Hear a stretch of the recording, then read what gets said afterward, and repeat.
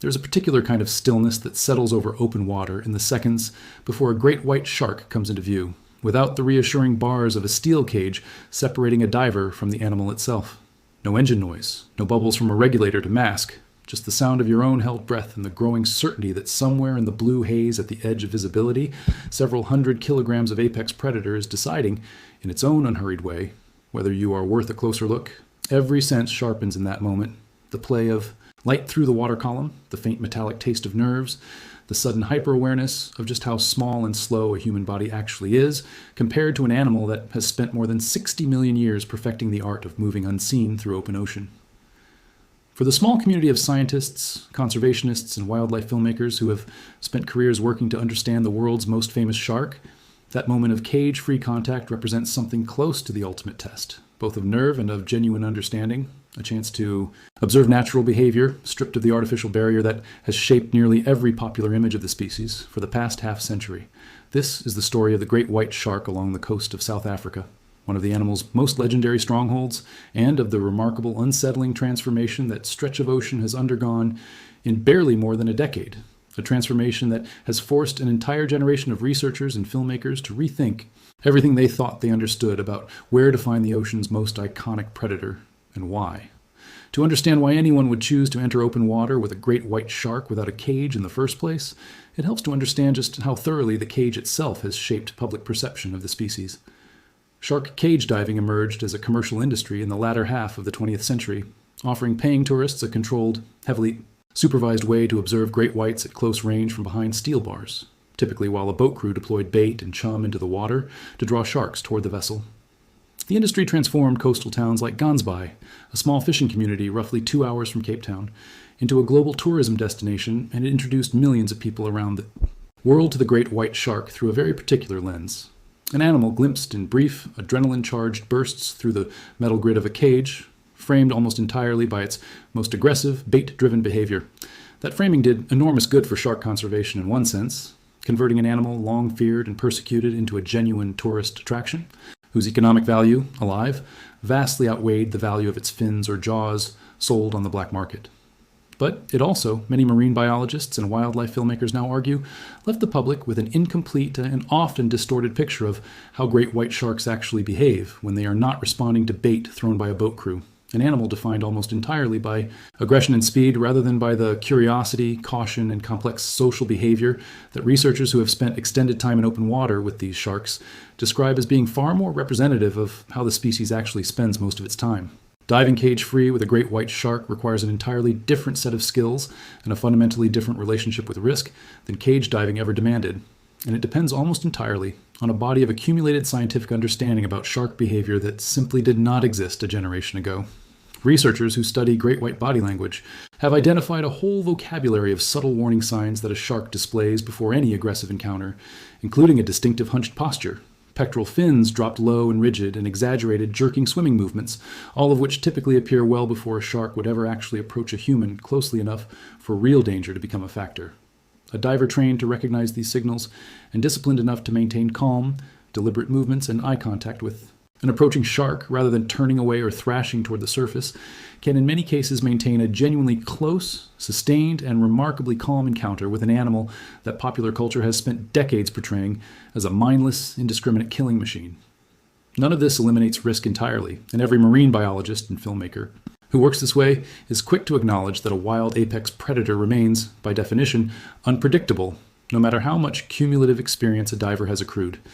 But it does represent a meaningfully different and considerably more intimate way of encountering the species than anything a cage was ever designed to offer. For decades, the undisputed epicenter of great white shark research and tourism anywhere in the world was a stretch of South African coastline running from False Bay, just outside Cape Town, eastward toward Gansby, and the nearby waters around a rocky outcrop known as Seal Island. 20 years ago, this was widely considered the single greatest place on the planet to observe great white sharks in open water, home to a local population of Cape fur seals numerous enough to sustain regular, dramatic predation events. Seal Island in particular became legendary among wildlife filmmakers for a specific, spectacular hunting behavior. Great white sharks launching themselves entirely clear of the surface in explosive vertical attacks on seals swimming near the water's surface, a behavior so visually stunning that an entire television franchise was built specifically around filming it, drawing camera crews back to these waters year after year to capture footage of 2,000-pound sharks breaching, fully airborne with a seal clenched in their jaws.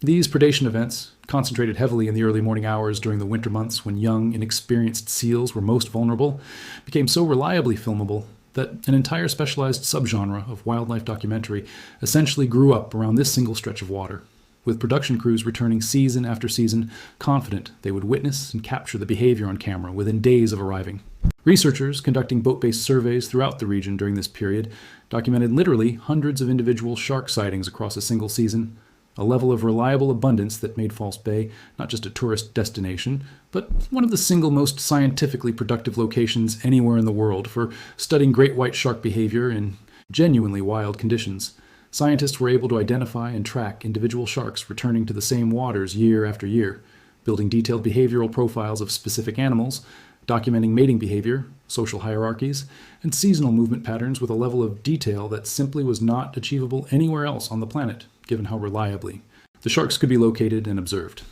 That density of scientific opportunity, combined with the region's dramatic breaching behavior and relatively accessible boat access from Cape Town, cemented False Bay's reputation not simply as a good place to see great white sharks, but as something closer to the single best natural laboratory in existence for understanding the species as a whole. Then, within the span of less than a decade, the sharks simply vanished. Beginning around 2015 and accelerating dramatically over the following several years, sightings across False Bay and the surrounding waters collapsed toward zero. Organizations that had spent more than a decade and a half conducting daily monitoring surveys along Cape Town's beaches went from recording well over 200 confirmed sightings in a typical year to recording none at all, an absence so total and so sustained that researchers involved in the monitoring program described it as genuinely unprecedented in the entire history of their record-keeping. Cage diving operators who had built entire businesses around the near certainty of a shark encounter suddenly found themselves running empty trips, week after week, unable to locate a single animal in waters that had reliably produced sightings for the better part of 2 decades.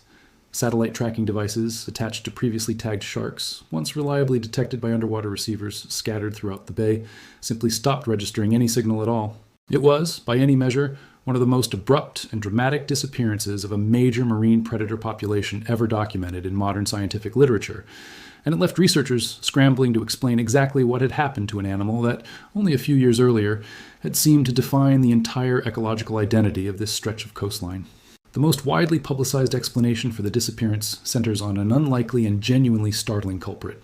A pair of orcas, individually identifiable by their distinctively collapsed dorsal fins, and nicknamed by researchers for the direction each fin folds, whose hunting behavior transformed the ecological balance of power along this entire coastline in the span of just a few years.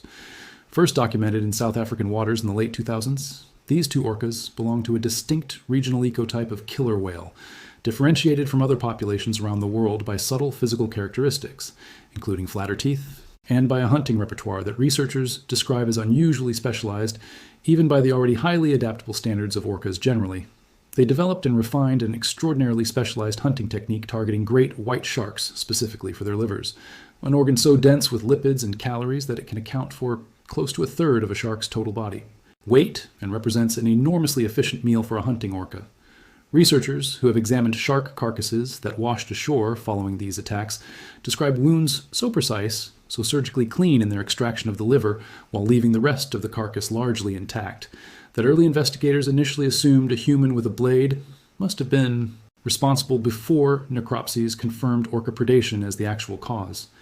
The technique these 2 orcas developed involves ramming a targeted shark to stun it, then flipping the disoriented animal upside down to induce a natural paralytic state that some shark species enter when inverted, before using their jaws to force open the body cavity and extract the liver with remarkable efficiency, a multi-stage hunting sequence sophisticated enough that some researchers have described it as among the most specialized predatory techniques ever documented in a marine mammal. Before 2015, orca sightings within False Bay had been relatively unremarkable events, with researchers documenting these animals hunting more conventional prey, including local marine mammals and smaller shark species, without any indication that great whites themselves were ever a deliberate target. The shift, when it came, arrived with startling suddenness. The first great white carcass bearing the telltale missing liver wound pattern washed ashore near Gansby in February of a single pivotal year, and within the following months, several more carcasses appeared, showing an identical distinctive pattern of injury, all concentrated in the same narrow stretch of coastline. What began as an unusual, isolated hunting behavior appears to have spread with startling speed from that initial cluster of incidents.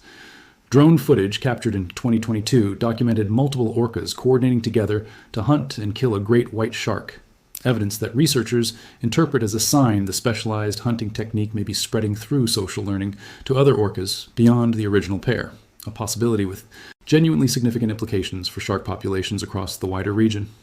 A year later, one of the two orcas was documented killing a great white shark entirely alone for the first time, an unusual departure from the cooperative group hunting behavior orcas typically rely on when pursuing large, dangerous prey,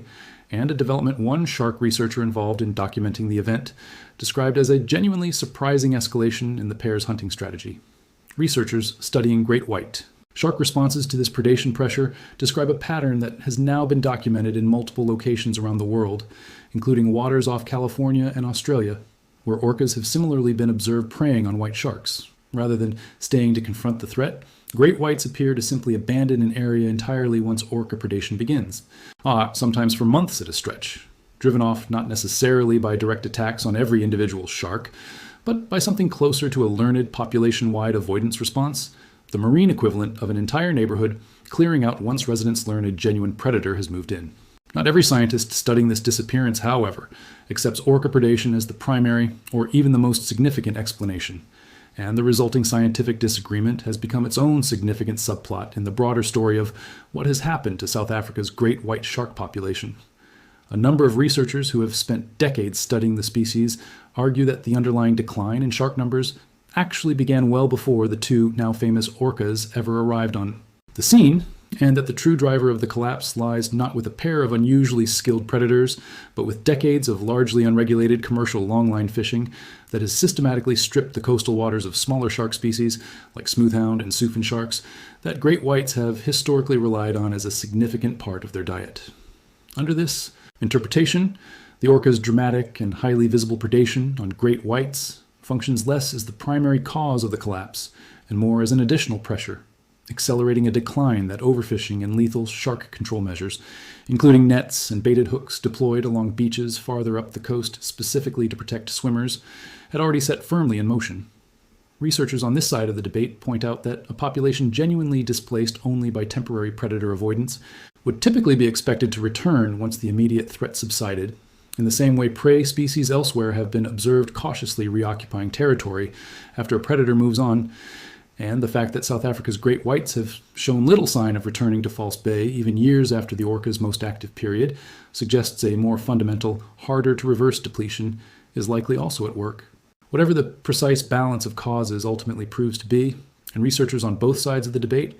now generally agree that the true answer likely involves some combination of both factors working together rather than a single decisive culprit. The consequences for the surrounding ecosystem have been dramatic and, in some respects, genuinely alarming to watch unfold. The disappearance of a top-level predator from any ecosystem rarely stays contained to that predator alone, and researchers monitoring False Bay in the years since the great whites vanished have documented exactly the kind of cascading disruption ecologists warn about whenever an apex predator is removed from a functioning food web, a phenomenon marine scientists refer to as a trophic cascade, in which the removal of a single dominant species sends ripples of consequence down through every level of the ecosystem beneath it.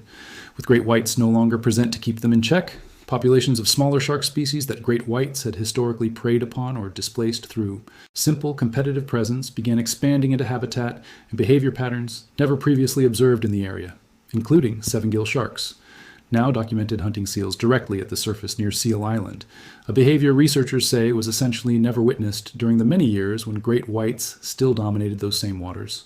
Bronze whaler. Sharks, another mid-sized species whose numbers and behavior had long been constrained by the presence of great whites patrolling the same waters, have similarly expanded into territory and hunting patterns previously kept in check, only to find themselves in a further twist noted by researchers tracking the orca pair's movements, increasingly targeted by the very same orcas that displaced the great whites in the first place. Evidence that the disruption has continued rippling outward well beyond its original target species. Local seal populations, freed from the specific targeted predation pressure that great whites had exerted for generations, have shown signs of behaving with noticeably less caution near the surface than researchers observed when sharks patrolled these waters more actively. A shift with its own downstream consequences for the fish populations seals themselves prey upon. Even the region's tourism economy has registered the disruption in strikingly direct terms, with cage diving operators who once built thriving businesses around near-guaranteed encounters now forced to either relocate their operations entirely or watch bookings collapse alongside the sharks that once reliably appeared. Economic disruption that has cost jobs among boat crews, dive guides, and the wider hospitality industry that grew up around Gensbai's status as a global shark-watching destination. The Airjaws television franchise that had spent more than 2 decades documenting Seal Island's breaching sharks found it central. Subject essentially unavailable to film, forcing production teams to search increasingly far afield for comparable footage. A small but telling illustration of just how completely the ecological center of gravity for great white sharks in South Africa has shifted within the span of a single decade. It is precisely this shifting, unpredictable landscape that has pushed wildlife filmmakers and researchers determined to document great white sharks in South Africa toward new, less historically famous stretches of coastline, following the sharks themselves as their range and habits shift in response to pressures still only partially understood.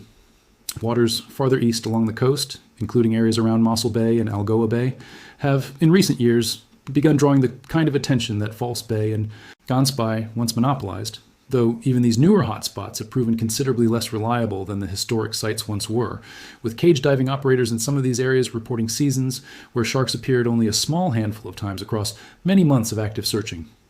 This uncertainty transforms the entire experience of filming great white sharks in South Africa today into something considerably closer to genuine expedition work than the relatively predictable wildlife tourism the region once offered, requiring filmmakers to track local reports, water temperature data, seal movements, and fishing activity across an increasingly wide stretch of coastline in hopes of simply locating sharks in the first place, before any question of cage-free filming technique can even become relevant. Finding a great white shark willing to tolerate a sustained, close, cage-free encounter, once located, depends heavily on understanding a piece of behavioral science that runs directly counter to the animal's popular reputation. Great white sharks, across the overwhelming majority of their interactions with human divers, display far more caution and curiosity than aggression. Researchers who have spent extended periods diving alongside the species in open water describe most encounters as involving a shark approaching slowly, often circling at a respectful distance for extended periods, seemingly assessing an unfamiliar presence in its environment before ever closing to a genuinely close range, behavior considerably more consistent with a wary. Our intelligent predator gathering information, then with the indiscriminate aggression popular culture has long attributed to the species. Individual sharks appear to display distinct personalities in these encounters as well, according to researchers who have spent years working with the same identifiable animals. Some individuals consistently approach divers with obvious curiosity, arm circling repeatedly and seemingly investigating cameras and equipment, while others maintain a much more reserved distance regardless of how calmly a diver behaves, a level of individual behavioral variation that researchers say complicates any simple, one-size-fits-all description of how the species behaves around humans. This caution appears to extend even to feeding behavior. Great whites hunting seals typically rely heavily on the element of surprise, launching attacks from below and behind where their prey cannot see them coming, a strategy that depends on stealth rather than the kind of open, direct confrontation that headline-grabbing shark attack stories tend to emphasize. Once that element of surprise has been lost, whether because a seal has spotted the approaching shark or because a human diver has made deliberate, sustained eye contact, great whites in the overwhelming majority of documented cases simply abandon the pursuit entirely, rather than continuing to press an attack against an alerted target. A pattern of behavior, researchers say, reflects a fundamentally opportunistic, energy-conscious hunting strategy, rather than the relentless aggression so often depicted in popular media. A diver who understands and respects this behavioral pattern, moving deliberately, maintaining visual contact, and avoiding the kind of frantic, prey-like movements that might trigger an investigative bite, can in many documented cases share extended, genuinely calm time in open water with an animal capable of ending that encounter in an instant should it choose to. The value of this kind of cage-free encounter from both a scientific and a filmmaking perspective lies precisely in the behavioral detail it makes visible that cage diving, by its very nature, tends to obscure. A shark approaching a baited cage is, almost by definition, displaying feeding-motivated behavior, drawn toward an artificial food source rather than moving through its environment in whatever way it naturally would absent human interference. A diver working cage-free, particularly one working without bait, specifically to observe natural behavior rather than induce a feeding response, has the opportunity to witness an entirely different side of the species. The slow, careful circling of an unfamiliar object in the water, the apparent curiosity sharks, and display toward camera equipment and diving gear, and the broader social dynamics that occur when multiple sharks occupy the same stretch of water simultaneously. Information that has become only more scientifically valuable as researchers work to understand exactly how the species is responding to the dramatic ecological upheaval reshaping its historic range along the South African coast. That upheaval carries stakes that extend well beyond any single stretch of coastline or any single tourism economy. Because great white sharks occupy a genuinely irreplaceable position at the top of the marine food web across the waters. They inhabit, and the disruption already documented in False Bay offers a vivid, real-time illustration of exactly what marine ecologists mean when they warn about the cascading consequences of losing an apex predator. Healthy populations of top predators do more than simply consume prey. Their presence alone shapes the behavior of every species below them in the food web, creating what ecologists describe as a landscape of fear that keeps prey species cautious, keeps mid-level predators in check, and ultimately maintains a level of ecological balance that becomes strikingly difficult to restore once it has been lost. South Africa was, notably, among the very first countries in the world to grant great white sharks formal legal protection, doing so in 1991 after decades of largely unregulated fishing had already reduced populations significantly. And researchers point to the decades of documented recovery that followed as genuine evidence that the species retains real capacity to rebound when given the chance. The speed and scale of the recent disruption in False Bay, driven by a combination of orca predation and continued human pressure on the wider marine food web,